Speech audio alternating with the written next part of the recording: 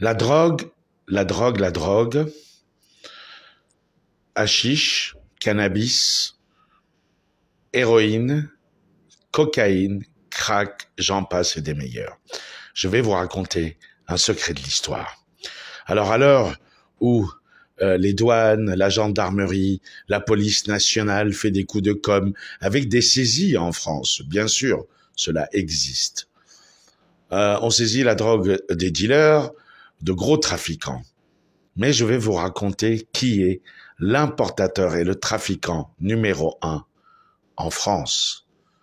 Il s'appelle l'État français. Vous avez bien entendu l'État français. Retour en arrière. Avant François Mitterrand, à la fin de la Seconde Guerre mondiale, puisqu'on avait ouvert les boîtes closes, les maisons closes, pour vendre du plaisir aux soldats américains qui étaient venus en France, opération Overlord et anglais, il fallait bien rendre accro ces filles qu'on prostituait ou qui se prostituaient avec un produit.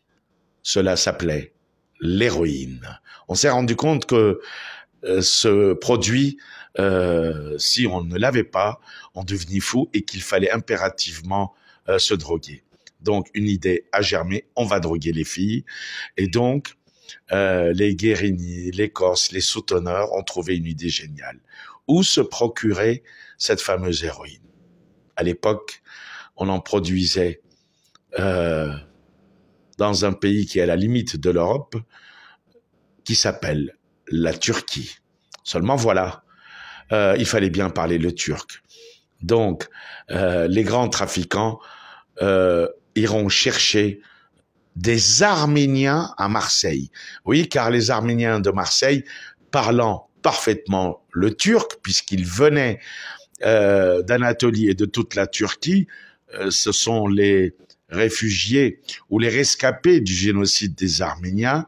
Ils repartent avec leur patron en Turquie et dans les années entre 50 et plus, ils vont négocier, puisqu'ils parlent le turc, les Arméniens, avec leur patron. Pour leur patron, les quantités et les prix.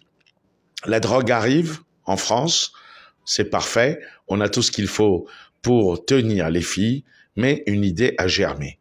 Une idée a germé, pourquoi ne pas envoyer ça aussi à l'international? Ça rapporte un pognon de dingue, comme le dit si bien Emmanuel Macron. Alors, on fait appel à des chimistes qui vont améliorer cette drogue, qui vont la rendre plus puissante et qui vont la multiplier aussi en quantité. Ce sera le début de la French Connection. Un film a été fait à ce sujet, bien sûr romancé d'une histoire vraie, et les États-Unis et le président Nixon, à un moment donné, tapent du poing sur la table, font peur à Pompidou, et ce sera la fin de la French Connection. Plus de drogue en France, ni pour les Français, ni à l'exportation. Après Pompidou, Giscard, et après Giscard, et pendant le mandat Giscard, n'oublions pas un élément capital, la crise du pétrole. Mitterrand arrive, la gauche caviar. Il fallait bien du caviar pour Monsieur Mitterrand, et seulement les caisses de l'État étaient vides, le choc du pétrole est passé par là. Une idée germe, on va importer de la drogue. Et donc, on fait appel au capitaine Baril du GIGN, on fait appel aussi à Montoya, qu'on appellera le plombier de l'Élysée, qui mettra tout le monde sur écoute, sous Mitterrand, mais aussi aux spécialistes de la DGSE, les services secrets français des militaires. Direction le Liban, Mitterrand donne l'ordre, les Français partent au Liban, la plaine de la Bekaa cultive du hashish libanais, très connu mondialement, le meilleur à l'époque, et donc, malgré la guerre civile et toutes les milices, les services français font passer, avec les yeux fermés des milices qui s'entretuaient pendant la guerre civile du Liban, la drogue jusqu'au port de Beyrouth. Par tonnes entières, cette drogue part du port de Beyrouth en direction de Chypre, elle est transvasée dans des containers et mise sur des bateaux, mais pas n'importe lesquels, des corvettes militaires françaises, la marine nationale, qui fait venir tout ce hashish jusqu'à Marseille, et à Marseille, il fallait bien la vendre. On va pas la vendre à n'importe qui, mais uniquement à des très gros dealers qui vont acheter en très grosse quantité, minimum 1 tonne. Vous achetez minimum 1 tonne, vous êtes protégé par les stupes, la police, la gendarmerie, les douanes, la justice, l'armée, jusqu'au plus haut sommet de l'Élysée. Ainsi va la vie. L'État français est bel et bien le premier importateur et dealer de drogue. Cela rapporte des milliards. C'est une économie parallèle.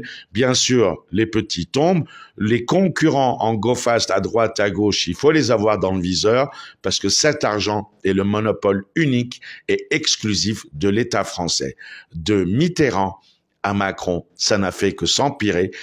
On est passé de l'héroïne, de la French Connection qui s'est terminée au hashish de Mitterrand, et vous voyez bien aujourd'hui, c'est la cocaïne, tout le reste, mais surtout le crack qui fait des ravages. On en parle de plus en plus à Paris, Jardin des Halles, Anne Hidalgo, bref, peu importe.